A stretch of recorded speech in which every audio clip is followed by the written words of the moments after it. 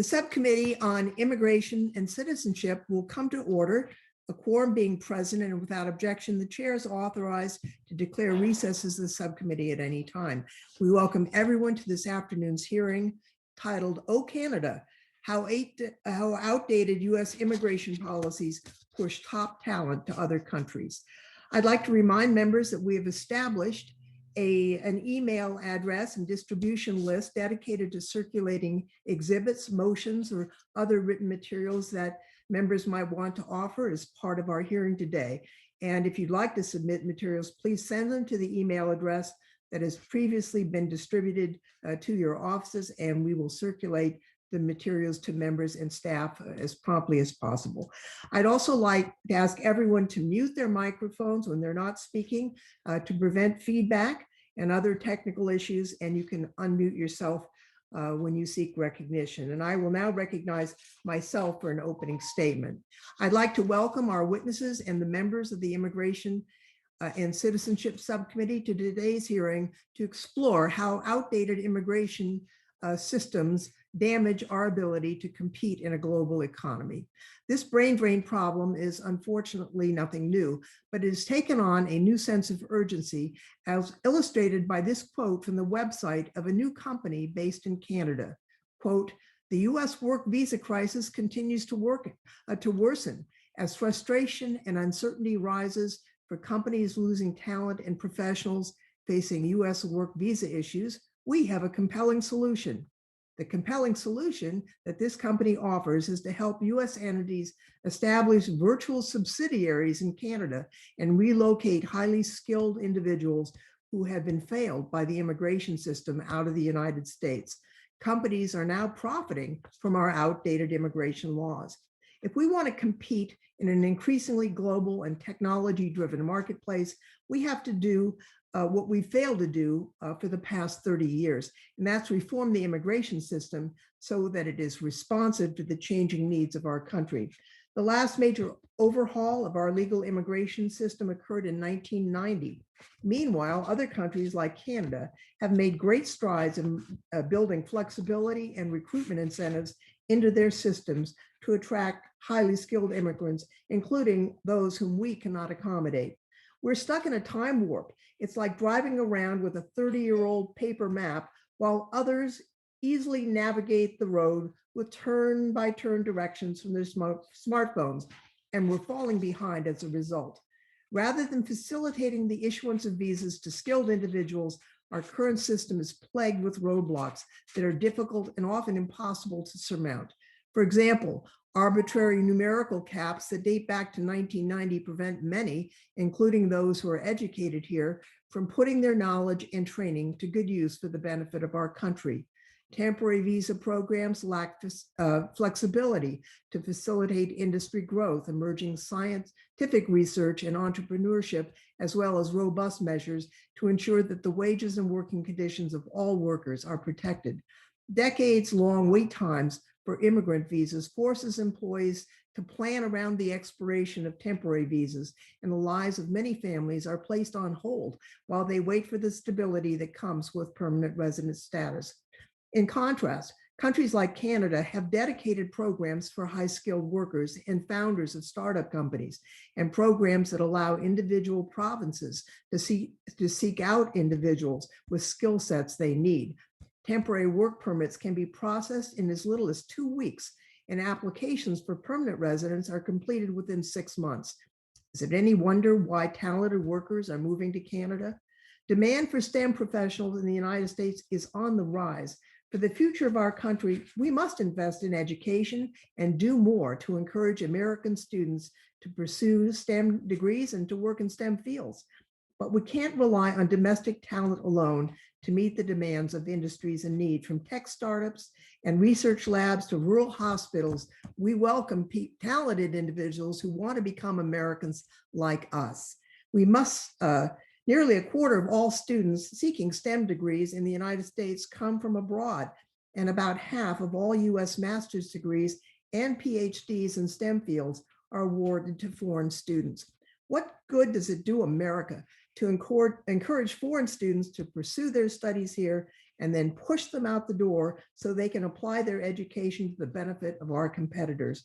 I hope this hearing will shed new light on this important issue and help us move towards a system that meets the needs of our country now and into the future. And I'll just note that, oddly enough, I got an email on my alumni email account from a fellow Stanford grad. He wanted me to know that he had gotten his degree and also his graduate degree from Stanford in a very esoteric but important and highly valuable computer skill. He reports that he has paid over $4 million in taxes in the last several years, and that he has been waiting in vain for the ability to get his legal residence, even though he's been approved. He finally went to Canada and was approved in 6 months' time. So that is a real life example of what we're facing. Oddly enough, I told him that we would be having this hearing today. Perhaps he's watching. So at this point, I would like to recognize the ranking member of the subcommittee, the gentleman from California, Mr. McClintock, for any opening statement that he might wish to give. Well, thank you, Madam Chairman. I might point out that Canada's pre-pandemic GDP growth was 39% lower than the United States. Their unemployment rate 60% higher, and their average wages 38% lower. Bringing their economy to ours for some reason doesn't seem terribly appealing to me, but that may be just me. Madam Chairman, the crisis on our southern border that's been produced by President Biden's executive orders is continuing unabated and unaddressed. The Border Patrol reports well over 1 million encounters with illegal migrants just since the beginning of this year. The number of unaccompanied minors in Border Patrol custody has grown tenfold since last year. The Mexican crime cartels are reportedly making more money in human trafficking than they are in drug trafficking. FBI Director Wray confirmed last month that this unprecedented influx includes criminal elements that are enforcing staggering debts owed by the migrants to the cartels, including through indentured servitude, that is slavery. Meanwhile, the Immigration Subcommittee continues to ignore this crisis. Committee Republicans have begged the majority to have hearings on this unfolding catastrophe, and I make that request again today. Meanwhile, Americans are paying the price both as taxpayers and as employees. The continuing theme we hear from the left is that despite these jaw-dropping numbers and despite the impact on American families as the labor market is flooded with low-wage illegal immigrant workers, we need to encourage still more mass migration. At our first hearing, the Republican witness documented the tremendous negative impact that illegal immigration has had on African American communities.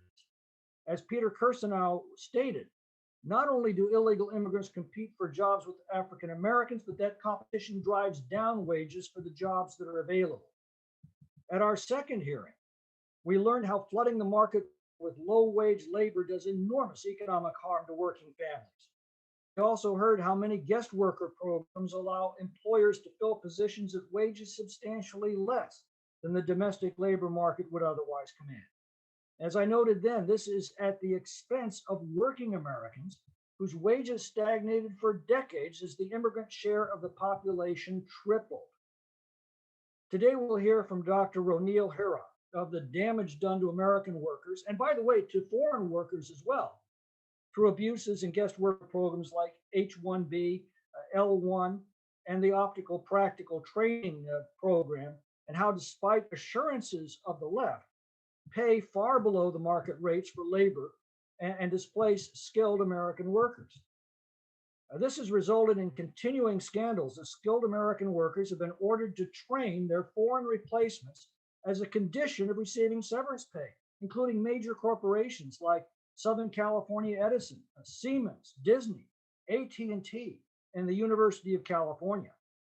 Under the OPT program, employers don't have to pay payroll taxes if they hire foreign nationals here on student visas for 29 months after graduation. If you know a college graduate who has a science, technical engineering, or mathematics degree who can't find an entry-level job, you need look no further than this discriminatory program. Let me make very clear what the Democrats are advocating. It comes from the Senate testimony of Leo Pereiro, who lost his job at Disney because of these abuses. Folks, listen carefully because his experience could well be yours if the Democrats prevail. This is what he said. I walked into a small conference room with about 24 highly respected fellow IT workers. The Disney executive made a harsh announcement to us all. All of you in this room will be losing your jobs in the next 90 days. Your jobs have been given over to a foreign workforce. In the meantime, you will be training your replacements until your jobs are 100% transferred over to them. And if you don't cooperate, you will not receive severance pay. Mr. Chairman, American citizens trust this Congress to look out for them when they cast their votes every 2 years. Yet this Congress has made very clear, both through its actions and its inaction, that it places Americans last and it places foreign labor and the big corporations that shamelessly exploit it first. The Trump administration issued regulations aimed at reforming programs like H-1B to stop these abuses and protect jobs and wages for Americans. It's no accident that these policies accompanied the strongest wage growth for American workers in 40 years, the lowest unemployment rate in 50 years, and the lowest poverty rate in 60 years. The Biden administration and the Democrats in Congress are busy reversing these policies and not coincidentally reversing the gains that Americans had won. I look forward to the testimony today. I hope that my colleagues and I can come to an agreement to do what's best for American workers by reforming the guest worker programs that we've allowed to run amok. I yield back. The gentleman yields back. The chairman of the full committee, Mr. Nadler, is recognized for any opening statement he may wish to offer. Thank you, Madam Chairman. With today's hearing, we explore the harmful effects that our antiquated immigration system has had on our ability to compete in the global race for talent, particularly in relation to Canada. A diverse talent base that includes the best and brightest minds from around the world is critical to strengthening our STEM advantage and, by extension, our national security interests. Toward that end, I note that the Bipartisan National Security Commission on Artificial Intelligence calls immigration reform a national security imperative. The last time any significant changes were made to our immigration laws was in 1990. Back then, most of us were not using the internet, and cell phones had yet to be mass-produced. Things like text messaging and grid computing, which paved the way for cloud computing, had not even been invented. The Human Genome Project was launched, but our understanding of the role that genes play in disease causation was only just beginning. Things that we take for granted today were the stuff of science fiction 30 years ago. And yet today, we remain bound by an immigration system that is frozen in another era. Without reforms, there is no doubt that we will lose top scientific talent and innovators to both allies and adversaries with modernized systems. It is instructive to walk through how difficult it is for STEM professionals to come to the United States. First, temporary visa options for highly skilled workers are quite limited. Visas are available to individuals who have already risen to the very top of their fields, as well as those who are transferring from an overseas company to U.S. satellite. For graduates of U.S. universities, including those with master's and PhD degrees who wish to start their STEM careers here, must often compete with thousands of others for one of a limited number of specialty occupation visas. Those who are fortunate enough to beat the odds and obtain a temporary visa face other obstacles if their employer wishes to sponsor them for permanent residence. As a result of annual caps on employment-based visas, many are forced to wait years, and in some cases decades, for an immigrant visa to become available. Because of these challenges, many immigrants who would otherwise pursue the American dream are now turning to other countries, most notably our neighbor to the north. Unlike the United States, Canada has embraced a strategy grounded in the belief that immigration is an economic driver. Consistent with this strategy, Canada has made significant strides in building flexibility and incentives into their immigration system to attract skilled professionals to their shores. Programs like Express Entry, the Starter Visa, and the Global Talent Stream have proven so successful that those who have been failed by the U.S. immigration system are now turning to Canada. Ironically, Canada's successful Starter Visa program was inspired by legislation introduced in the House in 2011 that never became law. The results are paying off, with Toronto earning the moniker the Silicon Valley of the North. It is my hope that with this hearing, we can begin to build some consensus on reforms that are needed to ensure that our immigration system works for, not against, the American people. I look forward to hearing from our witnesses today, and I thank the chair for her leadership on this issue and for holding this important hearing, and I yield back the balance of my time. Gentleman yields back. The ranking member of the full committee, Mr. Jordan, is recognized for any opening statement he may wish to offer. Thank you, Madam Chair. I would just associate myself with the remarks from Mr. McClintock, our ranking member. I thought it was right on target, and I look forward to hearing from our witnesses. Thank you. Thank you. The gentleman yields back. All other members, by unanimous consent, may make their statements part of the record. It's now my pleasure to introduce today's witnesses. Stuart Anderson is the Executive Director of the National Foundation for American Policy, a nonpartisan research organization focusing on trade, immigration, and related issues. Under President George W. Bush, Mr. Anderson served as Executive Associate Commissioner for Policy and Planning and Counselor to the Commissioner at the Immigration and Naturalization Service. Before his role in the executive branch, Mr. Anderson spent 4.5 years on Capitol Hill, working on the Senate Immigration Subcommittee for Republican Senators Spencer Abraham and Sam Brownback. Jennifer Grundy Young is the Chief Executive Officer of the Technology Councils of North America, or TECNA, an association of 66 technology trade organizations comprised of more than 22,000 businesses across the United States and Canada. Prior to joining TECNA, Ms. Young served as the Director of Policy and Public Affairs for Life Sciences PA. She also served nearly 12 years as the Director of Government Relations and Industry Networks for the Pittsburgh Technology Council. Sudip Parikh is, Dr. Sudip Parikh is the Chief Executive Officer of the American Association for the Advancement of Science, the world's largest multidisciplinary scientific society with members in more than 91 countries. Dr. Parikh also serves as the executive publisher of the Science family of journals. Over the course of his career, he spent 2 decades at the nexus of science, policy, and business, working at research and development organizations, and serving as a science advisor to the United States Senate Appropriations Committee. And finally, Dr. Ron Hira is an associate professor of political science at Howard University and a research associate with the Economic Policy Institute in Washington, D.C. Prior to joining Howard University, he served on the faculty of the Rochester Institute of Technology. A licensed engineer, Dr. Hira also previously worked as a control systems engineer and program manager for the Sensitech, NIST, and George Mason University. We want to welcome all of our distinguished witnesses, thank them for participating in today's hearing, and I'll begin by swearing in our witnesses. I ask that each of you turn on your audio and make sure that we can see your faces. Raise your right hand while I administer the oath.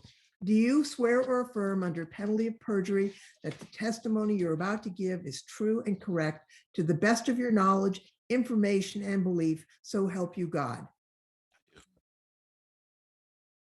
Let it be noted that the witnesses have responded in the affirmative, and we will now turn to each of them for their testimony. Please note that your entire written statements will be entered into the record. We ask that your oral testimony be about 5 minutes. There is a timer on your screen, and when it turns 0, we ask that you do try and summarize so that we can hear from all of our witnesses and have time for questions from members of the committee. So Mr. Anderson, you may begin. Thank you, Chair Lofgren. Highly skilled foreign nationals, including international students, are choosing Canada over America. This is because it is difficult to gain H-1B status or permanent residence in the United States and easy to work in temporary status and acquire permanent residence in Canada. Between 2016 and 2018, the number of Indian students at Canadian universities rose from 76,000 to over 172,000. The number of Indians who became permanent residents has more than doubled. At the same time, at US universities, Indian graduate students in engineering and computer science fell 25%. Under the Global Skills Strategy, Canada approves many high-skilled temporary visa applicants in 2 weeks. There is no numerical limit on high-skilled temporary visas in Canada. In the US, H-1B visas are essential because they typically represent the only practical way for high-skilled foreign nationals, including international students, to work long-term in America. But in March 2021, employers filed 308,000 H-1B registrations, while the law allowed USCIS to select only 85,000 petitions. That means over 72% of H-1Bs were rejected. While some may argue H-1B visa holders prevent US workers from getting jobs, as of July 7, 2021, there were more than 1.2 million active US job vacancy postings in America in computer occupations across different types of companies, according to EMSI. That means there are 20 times more vacancies than new company H-1B petitions in computer occupations each year. The unemployment rate in math and computer occupations was 2.2% in June 2021, lower than before the pandemic began. US natives with computer-related degrees earn far higher salaries than other native-born degree holders. Economists at Utah State, the GAO, and elsewhere found H-1B visa holders earn the same or more than comparable US computer professionals. Wharton professor Britta Glennon found H-1B restrictions push technology-related jobs out of the US and end up benefiting China, India, and Canada, with more innovation taking place in those countries rather than in America. 48% of employers in a 2020 survey said a primary driver for placing workers in other countries is an inability to secure work authorization in the US. 74% said Canada has better immigration policies for business. In Canada, there is no per-country limit, and foreign nationals can often transition to permanent residence after working just a year in temporary status. Individuals complete applications online and hear back in 6 to 8 months. Canada's program for graduating international students is more generous than in the US. Students can work for a company and get permanent residence without a labor market test or prevailing or median wage requirements. Provinces allow many students to gain permanent residence without a job offer. Canada views immigration as essential for economic growth and will admit 421,000 immigrants in 2023, approximately 3 times as many immigrants as the United States as a percentage of population. In the US, the annual limit of 140,000 employment-based green cards is too low and includes a 7% per country limit that burdens immigrants from India, China, and the Philippines. According to the Congressional Research Service, it will take 195 years to clear the backlog of Indians in the employment-based second preference, and the US backlog in employment-based categories will exceed 2 million people by 2030. America does not need to adopt the entire Canadian immigration system to attract and retain foreign-born talent. Most problems can be solved if we increase the annual limit for H-1B visas and employment-based green cards, exempt advanced degree holders from US universities in science, technology, and other fields from those limits, and eliminate the per-country limit. The Artificial Intelligence Commission recommended similar reforms along with new startup and technology visas. One final personal note. Back in 2016, I interviewed Nubar Afan, a former international student at MIT and the immigrant co-founder of Moderna. And he told me about the potential benefits to humanity of messenger RNA. I remembered that conversation when the COVID pandemic hit. It was Hungarian-born immigrant Katalin Karikó who produced the basic research to make messenger RNA possible for vaccine use. Pfizer CEO Albert Bourla played a crucial role in the speedy development of the vaccines. He is an immigrant, as are many key research personnel at Pfizer, which was started by immigrants. And at Moderna, nearly all the key personnel who led to the vaccine, including CEO Stefan Bancel, stayed in or came to America via an H-1B visa or an employment-based green card. I want to thank the immigrants who helped develop the Pfizer and Moderna vaccines. If not for them, how much more economic damage would America have suffered? And how many more Americans would have lost their lives and those of their loved ones? Thank you. Thank you very much. Ms. Young, we'd be pleased to hear from you.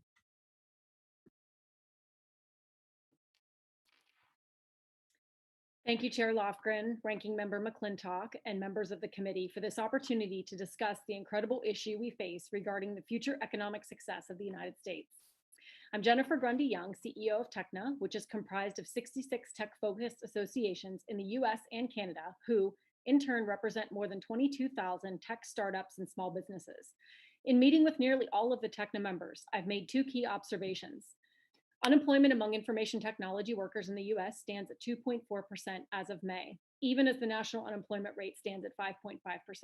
And the largest inhibitor to growth for TECNA's member companies is their inability to secure highly skilled talent. TECNA members tell stories of key vacancies in tech companies that are impeding organizational function and growth. Most often, I hear about the inability to find software engineers. The role of the core software engineer is like yeast in bread. The baker can have all of the other ingredients, the best bakers, the best ovens, but without yeast, one will not successfully make a loaf of bread. Without the core software engineer, the company doesn't have a product. The highest level skilled software engineer is the product architect, and their role makes it possible for all other roles within a tech company to exist, such as the IT team, the coders, and the cybersecurity team. It's impossible to overstate the value of a skilled software engineer, and the inability to hire for this role is the bottleneck to company growth.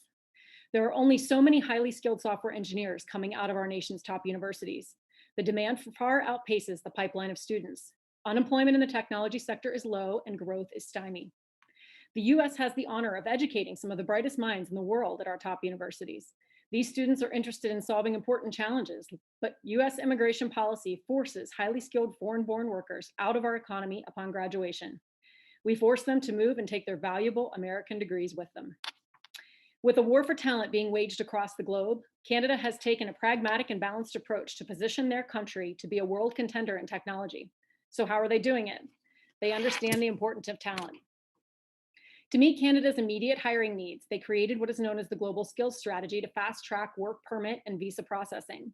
One element of this strategy, known as the Global Talent Stream, is geared toward expediting work permits for the tech sector. Fast-growing companies are permitted to hire highly skilled foreign talent in as little as a month. Companies must submit a plan which outlines their commitment to create benefits for the local labor market with the goal of supporting the local pipeline of workers in exchange for the ability to hire highly skilled foreign talent quickly. It can take less than 2 weeks for an application to be processed and less than 6 weeks to have an employee on the job.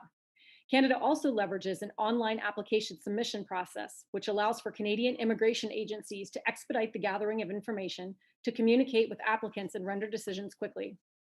By comparison, the US system is paper-based, causing nearly all applicants significant delays in processing, and the system's mentality is often based on suspecting fraud, rather than expeditiously welcoming these highly skilled economic contributors. Canada also offers a startup visa program that creates a 12 to 16 month process for permanent residency.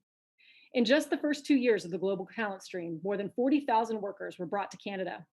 In 2019, then Canadian Immigration Minister Houston said the program saw roughly 25% of the workers were entering Canada from the United States.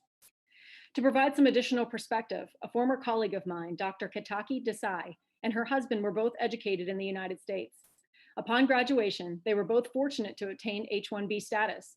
After 18 years of strong economic contributions to the US economy and realizing their path to permanent residency was looking very bleak, they moved to Toronto.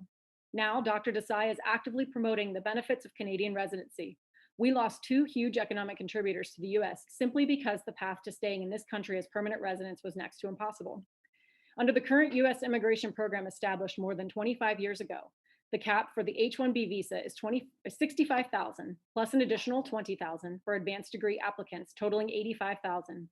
Over 60% of applications are randomly denied each year to STEM occupations. With more than 100,000 H-1B cap submissions denied annually, the US has turned away millions of qualified, highly skilled, and often US educated individuals. The US is losing them to other countries to contribute to their economies. To sum it up, The issue is not an immigration problem. This is a workforce problem. The matter of raising or eliminating the H-1B visa and per-country immigrant visa caps have often fallen victim to incorporation into an overall immigration reform bill. No one seems to question immigrant professional sports players here on visas because they help us win. That's what immigrants help America do, win. Immigrants play the same role in technology companies. They help us win.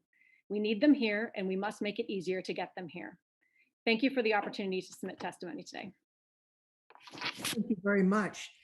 Dr. Parikh, we'd be very happy to hear from you. Chair Lofgren, Ranking Member McClintock, and members of the subcommittee, thank you for the invitation to testify today.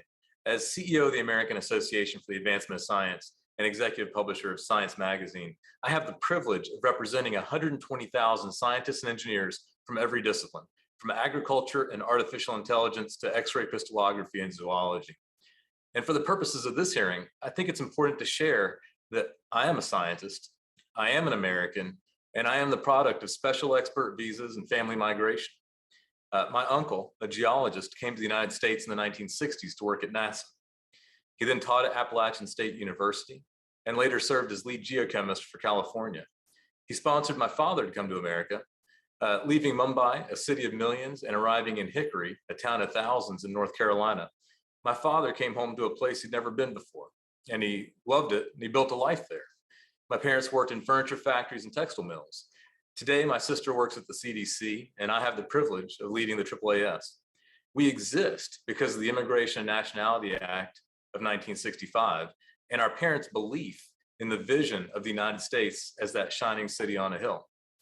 Now, a version of my family's American story is told by hundreds of thousands of scientists. The U.S. science and technology enterprise includes a strong storyline of immigration. That's why it's worrisome that immigration by scientists and engineers has become more challenging, more uncertain, and more opaque, such that it's hurting our ability to compete. U.S. science and technology have delivered discoveries that have enhanced the lives of everybody. Many of these discoveries resulted from the contributions of immigrants and non-immigrants who were inspired to contribute to our enterprise.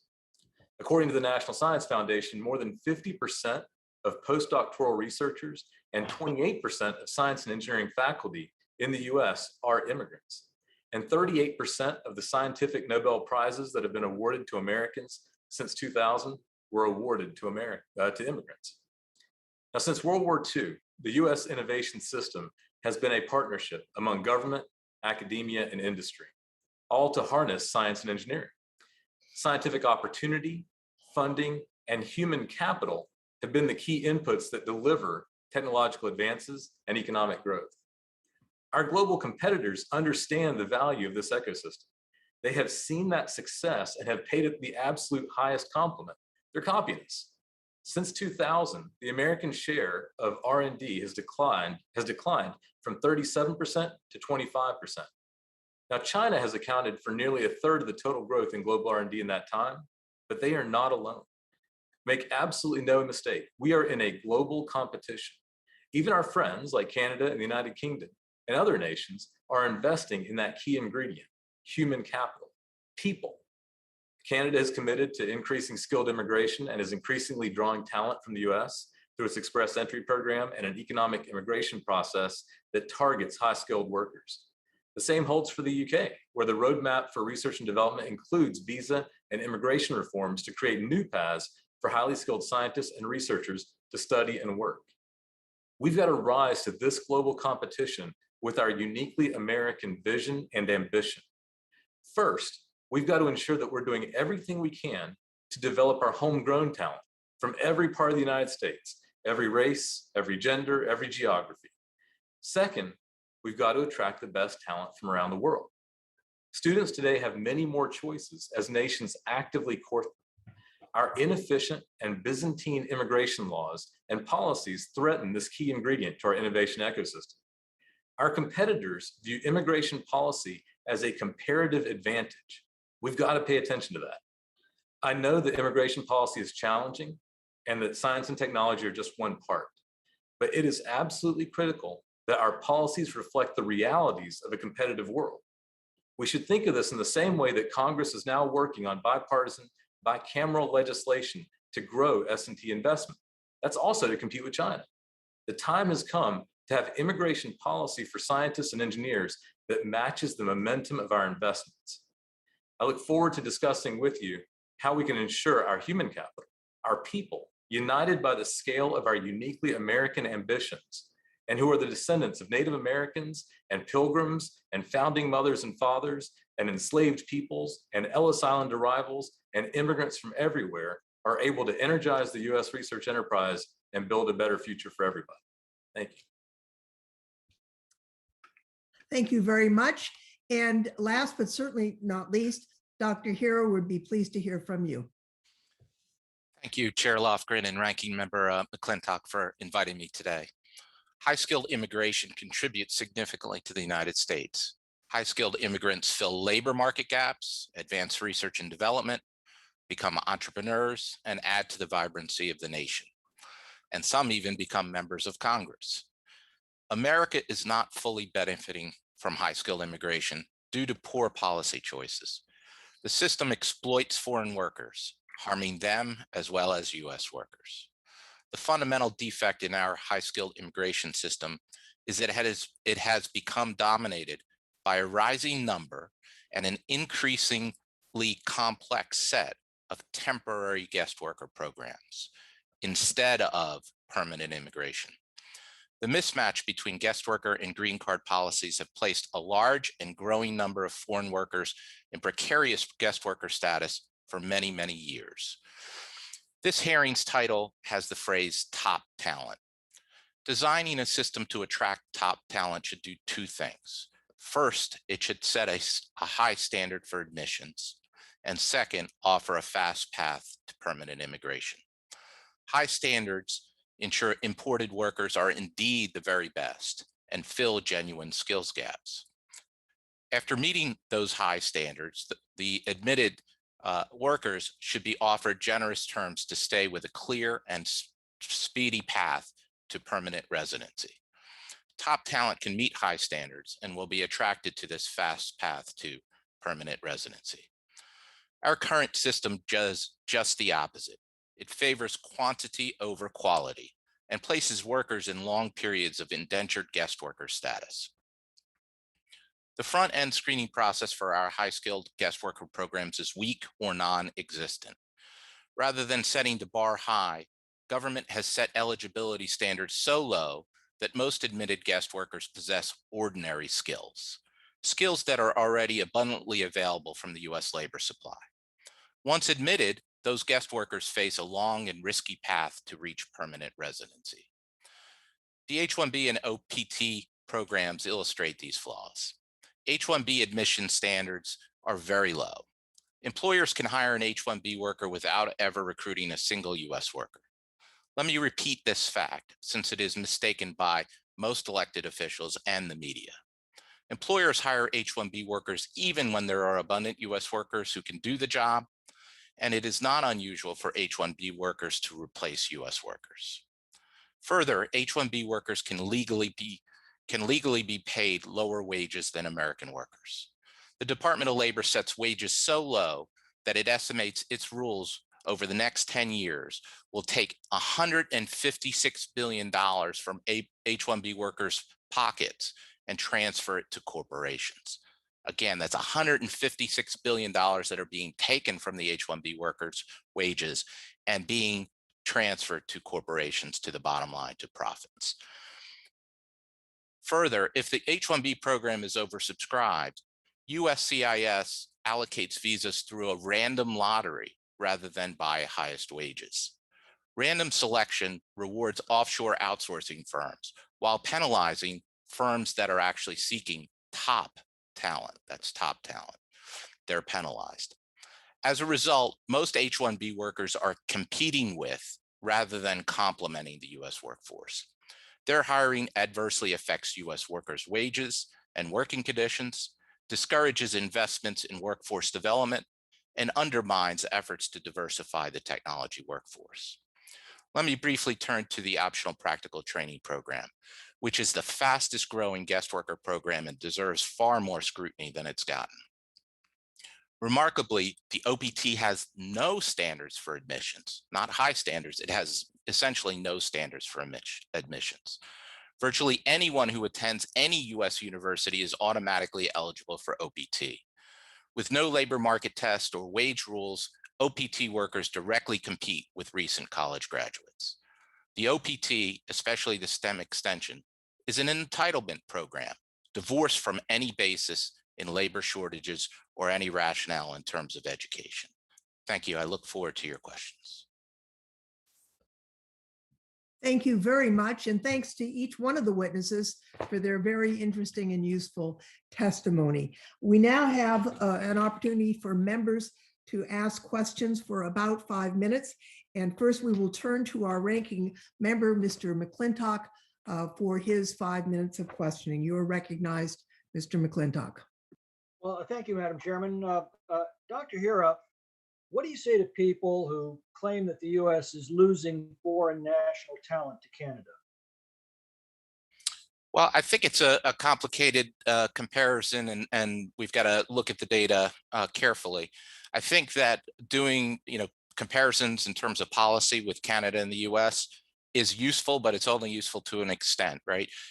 We have very different labor market institutions across Canada and the U.S.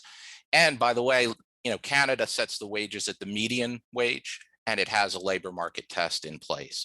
So when we make these comparisons, we should be, learning from Canada, but learning the right kind of lessons from there. And I think that that's critical. And I say that also in my testimony, that the details really do matter in terms of. Are you aware of companies sending their employees to Canada for 1 year and then transferring to the U.S. on L1 visas? Yeah, so Microsoft, I think it was a Bloomberg report. Microsoft actually set up a facility in Vancouver, I believe, British Columbia, and the reason was it was as a way station for working around the H-1B cap by sending workers to Canada, and then once they worked there for a year, they could bring them into the U.S. On an L1. So it was a way of sort of hacking the U.S. immigration system. So it wasn't really losing workers to Canada. It was them working their way around on it. So, go ahead. Whose wages and job prospects would you say are most negatively affected by influxes of foreign workers? Well, I'd say that U.S. workers, when you have this large influx of foreign workers, they're impacting, if you look at the type of worker that's coming in on an H-1B, they're mostly what are called level 1 and level 2. So these are entry level and early career based on the positions that are defined. These are folks that don't have a lot of skills. And so they're directly competing with workers at that entry level and early career. And it's also adversely impacting the pipeline. So students that are graduating, recent graduates who could fill or easily fill those jobs are being basically crowded out of the system currently. So these are not by and large world-renowned biophysicists coming to the United States. The bulk of this program are entry-level positions. Is that generally correct? That's correct. The typical H-1B worker is paid way below market wages, has a bachelor's degree, and is being defined by employers as having fairly low ordinary skills. They're also being paid way below market wages. That's the typical H-1B. A little bit on your concerns over the OPT program. I saw one statistic that basically only about half of the U.S. graduates in the sciences and technology and engineering and mathematics, only about half of them that get degrees can find entry-level positions. Yeah, so the OPT program, there's a lot of questions about whether it's really legal. It was just sort of created administratively through regulations. And the rationale behind it was to fill labor shortages, but there's no test for a labor shortage. Secondly, there's no real good definition of STEM. And so what's happened is lots and lots of degrees that nobody would ever credibly call STEM are counted in. So almost every major MBA program, Master's in Business Administration program, is now STEM eligible. There's drama, Classics, even a lot of journalist positions are now categorized as STEM and as are benefits of that. It's really an entitlement program. It has no real basis in terms of what the true labor market needs are of the US. And so they're competing directly. There are no wage rules at all involved. So you can be paid zero wages on OPT. Plus you of course get the payroll tax. That's a 15% discount immediately. Right. And is there a shortage of genuine STEM workers in the United States? No, there's no indication of a genuine shortage. We would see wages rising very fast. You'd see signing bonuses. There are ways to measure this. I know people talked about the unemployment rates, but they're really misinterpreting the unemployment rates.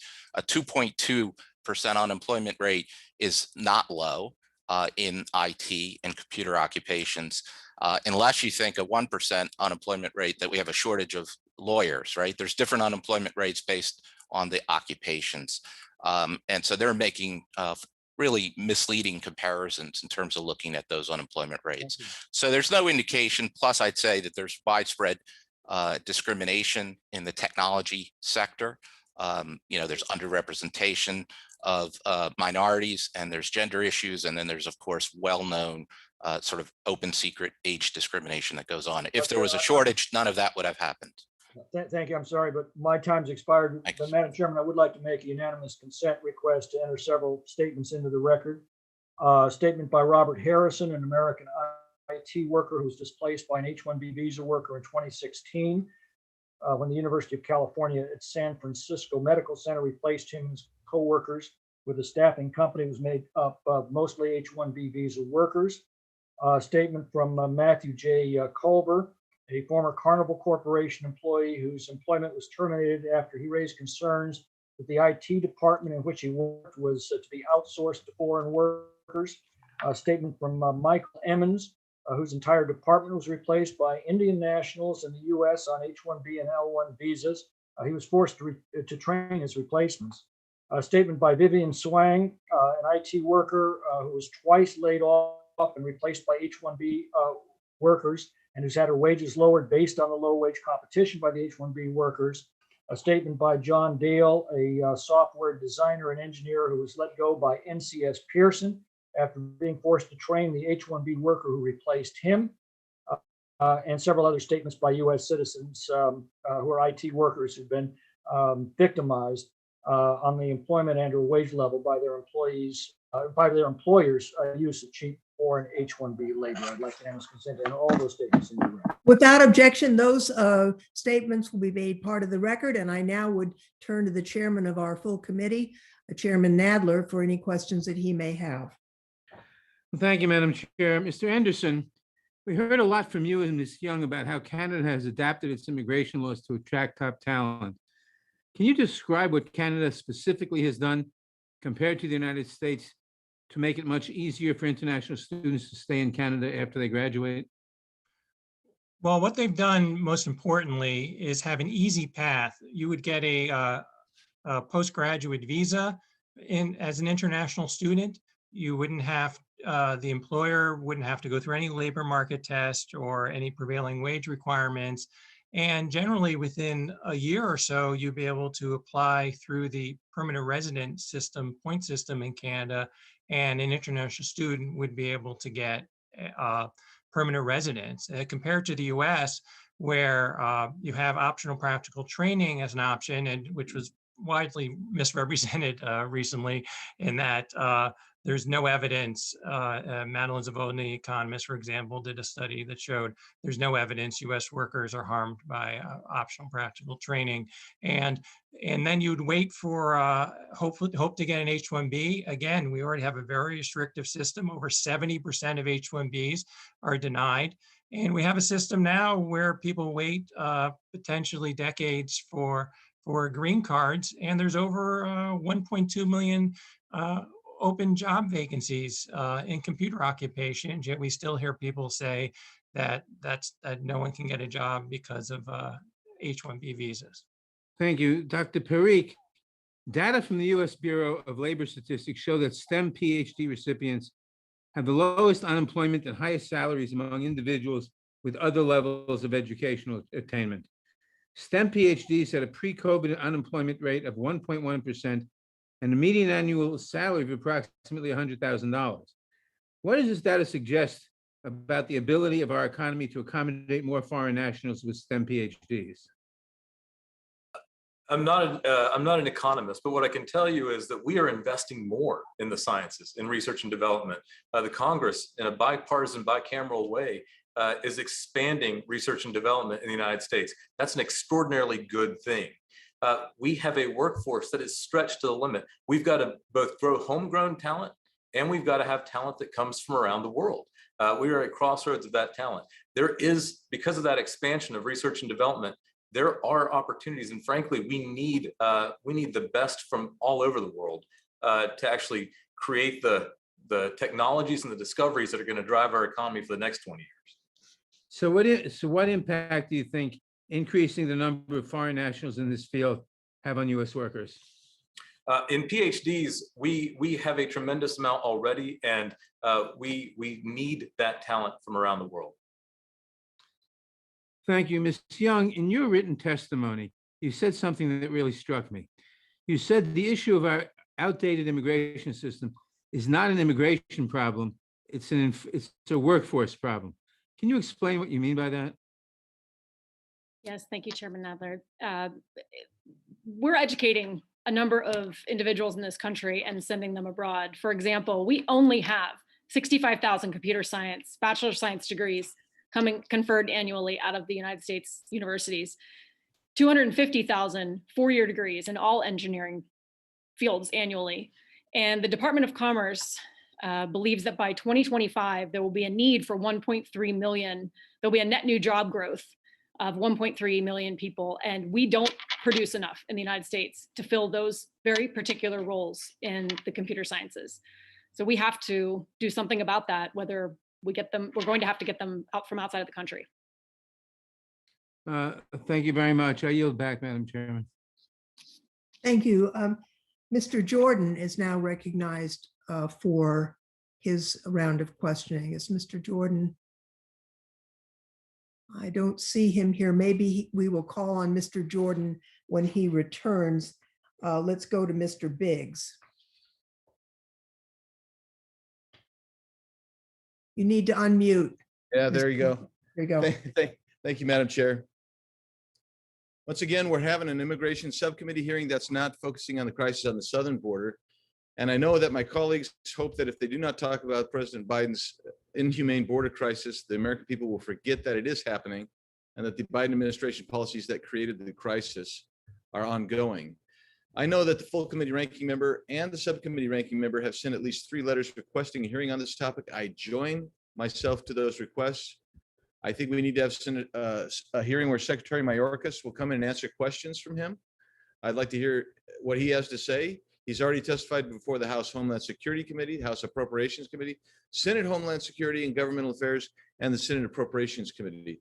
I don't think it's too much to ask for this committee to also have Secretary Mayorkas testify about the failed policies that he is initiating. Dr. Hira, thank you for being here today.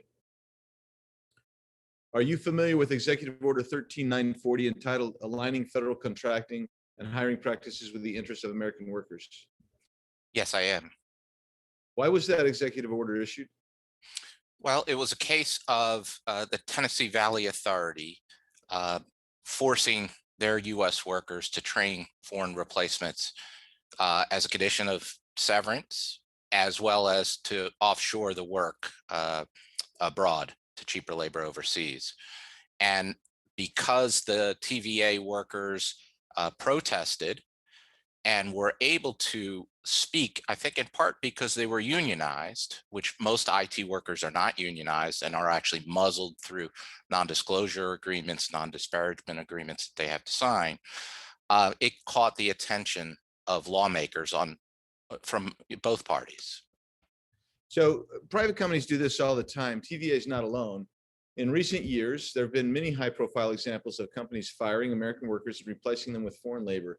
For example, AT&T, Disney, Southern Cal Edison, and many other companies have all reportedly engaged in this behavior. I'm sure that there are many more instances that we never even hear about. Unfortunately, in many of these instances, these companies are not violating federal immigration law. How often are American workers replaced with foreign workers, Dr. Hira? We simply don't know the actual number, as you point out, that there have been so many reports, I mean, dozens and dozens of reports of hundreds or thousands in each case of replacements going on. But that's a tip of the iceberg of what's happened to the sector. Is this because the foreign workers are more qualified than the It's than what absolute- they're replacing? all the evidence indicates that they're less qualified. In fact, they need to be trained by the Americans that they're replacing. So the Americans clearly have more skills. So what is the motivator to replace American workers with foreign workers? Because it's more profitable. So the companies that are bringing in the H-1B worker can bring them in at much lower wages, and the H-1B worker has far fewer rights. They're captive to the employer. And so they can pay lower wages and give them worse working conditions than American workers. So we've got this issue ongoing. What is your recommendation for a solution to this issue? I think the solution is to raise standards. You raise wages significantly. The Trump administration, the previous administration had introduced a rule, the Department of Labor introduced a rule to raise the wages. I think that makes a lot of sense. There are a number of other rules that Department of Labor has moved away from. The wage rule is still on the table and has been delayed, but if they implement that, that would go a long way to taking away the profit incentive of hiring the cheaper H-1B worker. So what is preventing USCIS from implementing the rule? There isn't anything that's preventing either DOL or USCIS from implementing any of these rules. They've chosen not to. Have they issued any kind of public statement, rationale for why they have made this policy decision? They have not publicly stated why they've rescinded rules. And there's about 4 or 5 rules that we can get into the details maybe after the hearing, but they have not given any public statement for why. Madam Chair, I realize that my time is about done, and I've had my staff submit a packet to you, or a list of information, a packet that I would like to be made part of the record. There are literally, I think there's 16 articles dealing with this issue of different companies replacing American workers with foreign workers under this program. So I'd like to have them submitted into the record, and we'll get you the exact, they should be giving you the packet. They should have already given you the names. Okay, thank you very much, Mr. Biggs. Next, we have, I believe it's Mr. Correa. Thank you, Madam Chair. I want to thank you for holding this very important hearing. I want to thank all our witnesses for being with us today. Hearing your testimony today reminds us, all of us, that we, America, are a land of immigrants. Ms. Young, if I can start out with you. About a year ago, I got a call from a lobbyist, a poultry industry lobbyist, calling me for help. He was telling me that in Mississippi, there was a roundup of 600 undocumented workers in the poultry business that essentially had brought to a standstill the local economy. And he told me, he said, look, it's not a matter of wages. All the workers are members of the United Food and Commercial Workers Union. We pay them enough. The question is, where do you get the workers? The locals don't want those jobs. Only, in his words, only refugees are interested in doing those jobs. So you, in your testimony, said it's not an immigration problem, it's a workforce problem, skilled or unskilled. Do we have a need for workers in this country? Thank you, Congressman. We do have a need. I'm actually sitting in one of our members' offices right now who cannot find software engineers. I'm in Pittsburgh, Pennsylvania. It's one of the smaller markets for this type of thing, and 5 new software engineers with them would mean ridiculous amounts of growth. How long does it take to train a software engineer? 4-year college degree from a top college. So this is not a 2-week program. It's not a 2-year degree. This is a 4-year top skill college for a software engineer. Thank And you. software engineers typically have a job multiplier effect of 7. So they create 7 jobs for every one that they bring.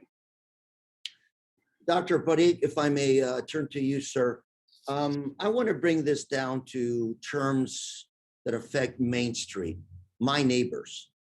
25% of all California doctors are foreign born. Do we have a shortage of medical doctors, of nurses in California, United States today? In California, I don't know. There are definitely shortages of doctors in different parts of the country, specifically rural areas of the country.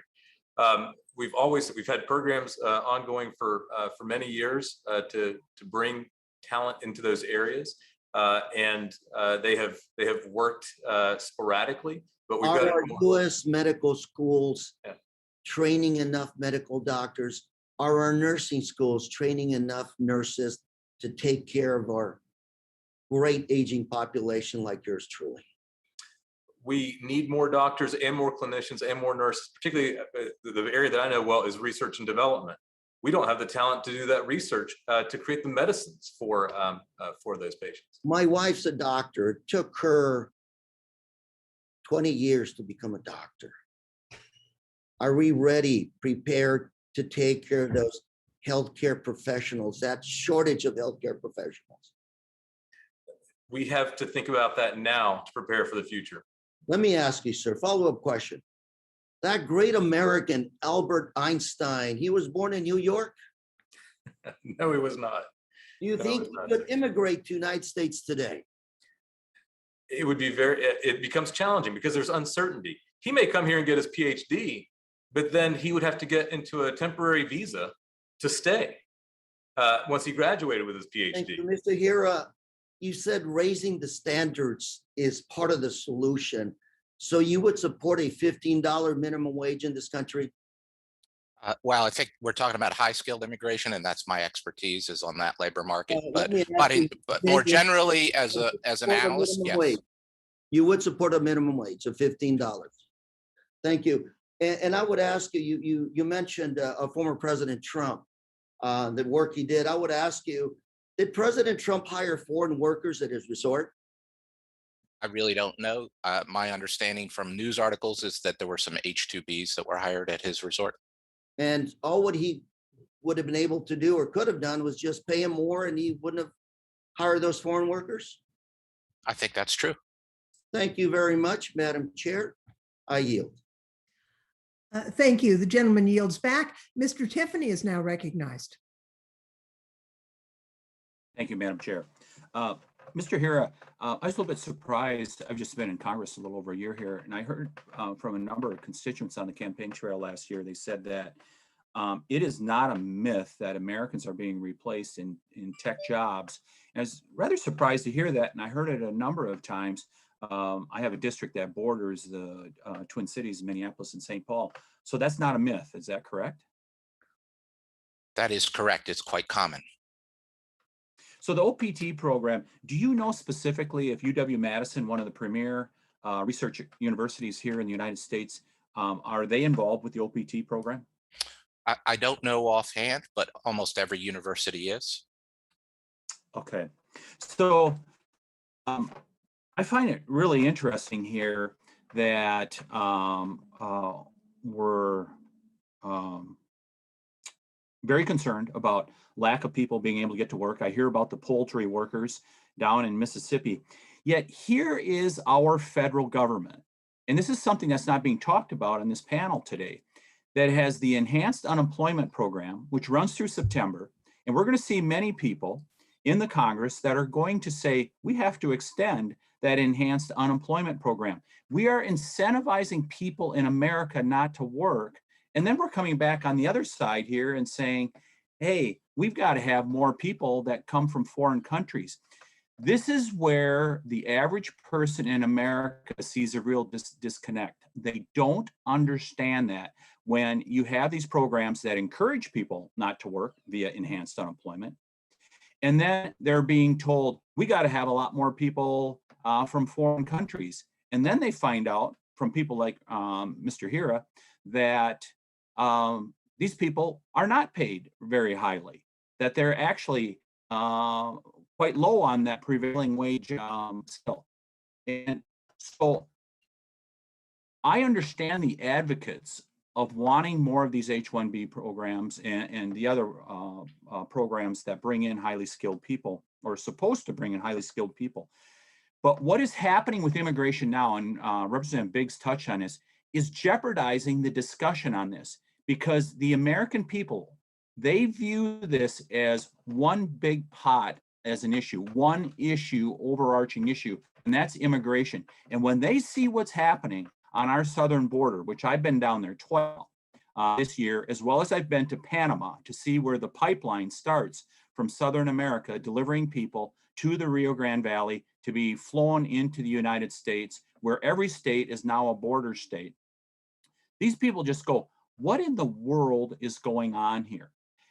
And having this uncontrolled immigration, and I got to tell you, when we see what's happening in Haiti and Cuba right now, where those people want freedom, and people are scared to death that we're going to see another mass migration that's not going to be the Rio Grande Valley, but now may include our southern border of Florida with those Caribbean nations. They're deeply concerned about how this is going to simply become even more uncontrolled. And it just really highlights how disastrous our immigration system is. And we really need reform from top to bottom in order to get a reasoned immigration system. And I would just say to all of you, I understand you're very sincere about wanting to have more of these high-skilled people, or supposed to be high-skilled people in. You're not going to get them if we continue to see uncontrolled immigration into our country. People are deeply concerned about it. It is a major issue. I yield back, Madam Chairman. Gentleman yields back. Ms. Garcia is, I don't know if she is still with us. Her camera is not on. If not, we will go to Ms. Jackson Lee in the hopes that Ms. Garcia will join us. Ms. Jackson Lee, you're recognized.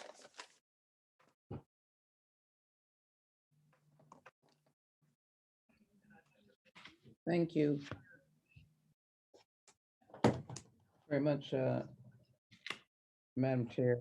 Thank you to all the witnesses that we have. And I think it's important that we understand the value of how this country was built, actually. And the years that I've served on this committee, we are constantly attempting to find ways to ensure we have a fair and humane immigration system. And I remember when I first came, it was the Filipino community that literally aged out, waiting to access legal immigration. It was the Irish that were filled up in our committee room wearing their green shirts, begging for relief. Then it was the Polish that were in our committee begging for our relief, and that would be individuals whose family members were here. So we obviously need to find a way to address this question. And then we've allowed ourselves to not have the kind of system that would be fair to DACA recipients that I met during Hurricane Harvey as EMS workers, certainly during the pandemic as workers who were on the front lines, nurses, doctors, EMS, lifesavers. And so it is important that we try to handle this in a way that not only looks to what Canada has done, and I do think it's an economic engine. Madam Chair, you are well aware that I've also made the point that we must have a compatible system alongside of the communities that are already here.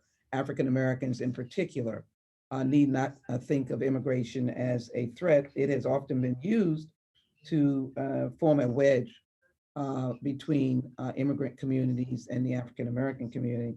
I think with the policies that President Biden is putting in place, the American Rescue Plan, the American Jobs Plan, the American Family Plan, investment in climate change, that we really have an amazing opportunity for all the talent that we have here. So I'd like to pose questions to our witnesses, and I'd like to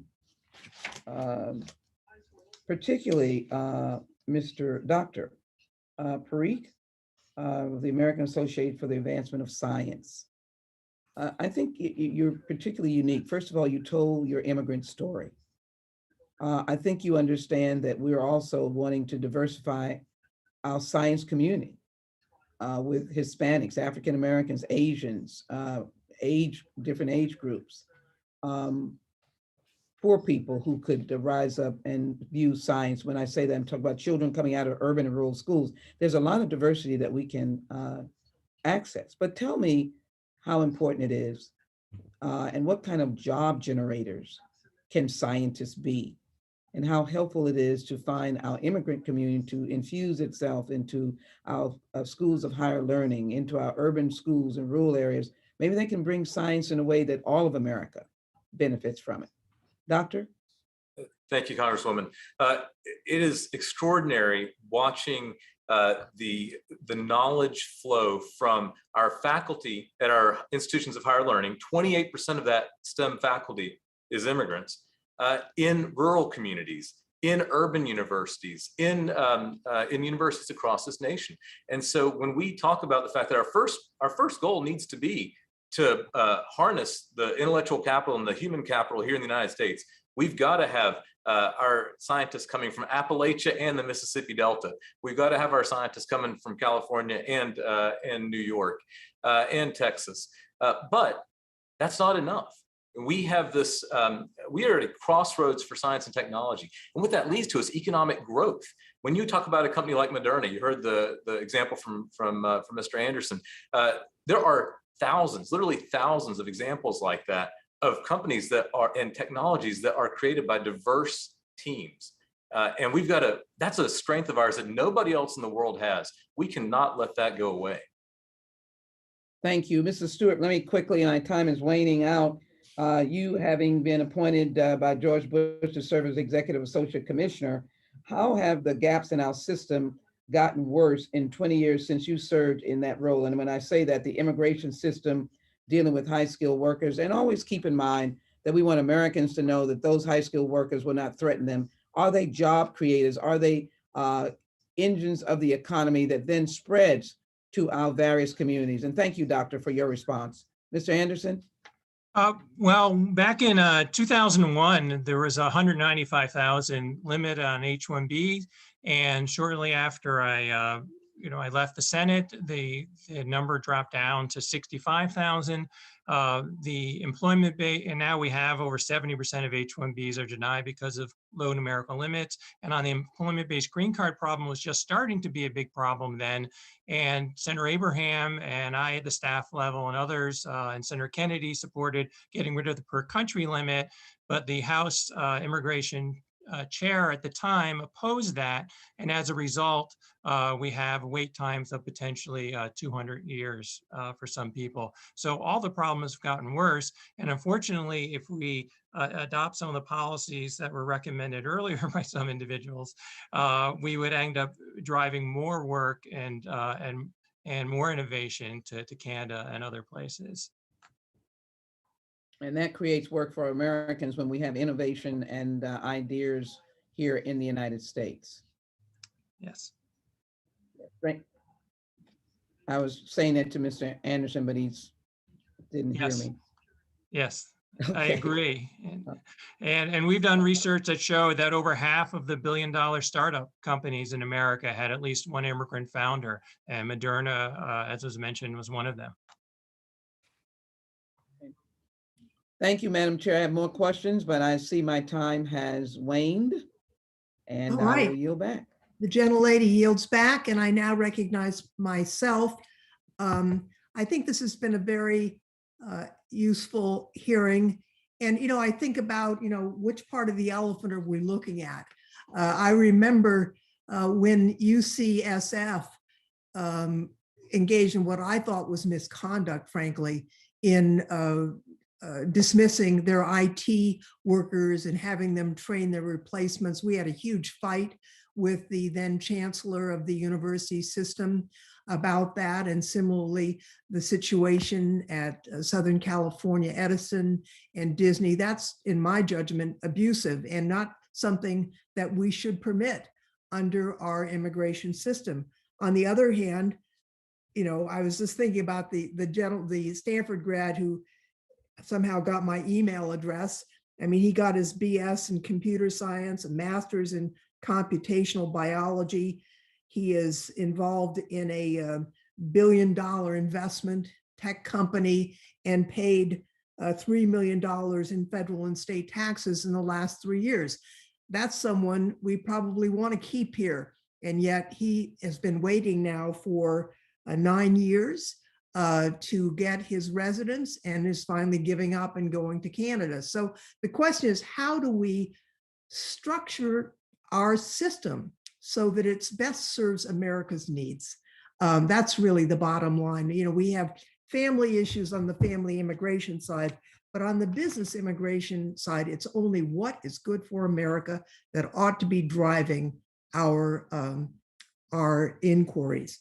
It was interesting to listen to you, Dr. Hira, because much of what you have said is things that I've tried to address in the past.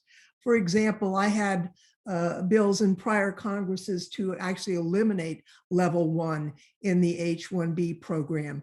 And when there is the cap is reached, to allocate based on wages with highest wage first, so that we would be driving it towards excellence. I will say that some of the pushback I received from some sectors indicated, and I think it was credible, that there are new entrants with their PhDs or postdocs who are also foreign students who are in the same situation as American students. So there needs to be at least some understanding of that. But the question is, how do we best serve the United States? It seems to me that our current system almost drives the problems that we are concerned about. If you have someone who has they're frozen at a wage once their permanent residence visa application is approved. And if they've got to wait for many, many years, they can't get an increase in salary that they ordinarily would get through professional growth, because then they'd have to redo their application. And so you end up with foreign born employees being paid less as a function of the system itself. We should fix that, it seems to me. But all of the things that we are concerned about can be fixed by us by addressing these issues. And that's why I wanted to have this hearing today, to see, is there an incentive to do so? So I guess let me just ask you, Dr. Parrish, can you give us an example of how the current system has specifically stymied scientific innovation in the US? Absolutely. I think one thing that's on all of our minds is artificial intelligence. This is it's a critical area. We've heard statements like whoever leads in artificial intelligence will lead in the next century. According to a report from the Georgetown Center for Security and Emerging Technology, the demand for artificial intelligence talent has greatly exceeded our domestic supply. And we see this in the sciences. So not just in industry, but also in academia. Having the best folks in machine learning and artificial intelligence is really hard to get. You can take as many as we can produce. And that's leading to a large share of foreign-born AI students and workers and entrepreneurs in the US. However, because when you come here and you get your PhD here, there's no certainty to how you get to that permanent residence. And so what ends up happening is they go into the same H-1B program that we're talking about for other issues. And so you mix and match this highly qualified AI graduate with the other types of workers that we've been talking about in this hearing. And it just doesn't make sense. It doesn't make sense as a system. It doesn't make sense to us in terms of the comparative advantage we'd like to have with other nations. And it doesn't make sense to that student who is wanting to be in America, but then chooses to go somewhere else because there's not certainty for their family. Well, and I would add also, I mean, the quarter of the physicians in the United States who are here, most of them are on H-1B visas, and many of them are in backlogs. And so, yes, we are concerned always about American employees, but if we had enough brain surgeons, we wouldn't be having a quarter of our doctors being, coming, wanting to be Americans with us. Just a final question, because my time is running out, for Mr. Anderson. It's good to see you again. I first met you when you worked for the Republicans in the Senate. Talk to me. We don't have a startup visa in the United States. How would that make us more competitive?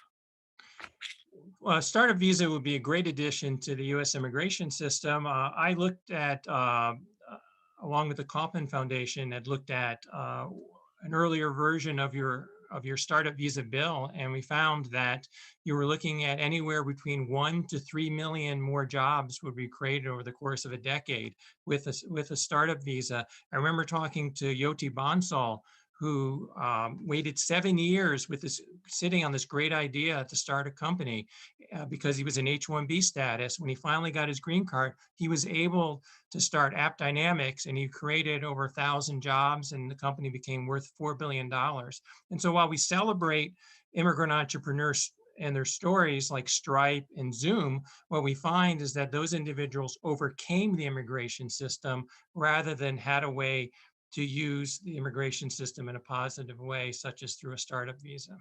Thank you very much. And my time has expired, so I would like to ask unanimous consent that the following statements be included in the record from the American Immigration Council, Church World Service, the Department for Professional Employees of the AFL-CIO, Mr. Kushik and Ms.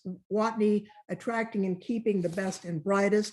Statement from Engine, from the McEntee Law Group, Forward Us, KC Tech Council, National Venture Capital Association, the President's Alliance on Higher Education and Immigration, the Matin Law Firm, and Tahima Watson from Watson Immigration Law. And I would also like to include an article just published today from Axios that shows that the tech economy, tech talent between 2015 and 2020 grew in San Francisco, the Bay Area, 16.4%, but 42.8% in Toronto, 31.4% in Montreal, 53.3% in Edmonton. We've got talent fleeing the US to Canada to our economic detriment. So without objection, those articles and statements will be made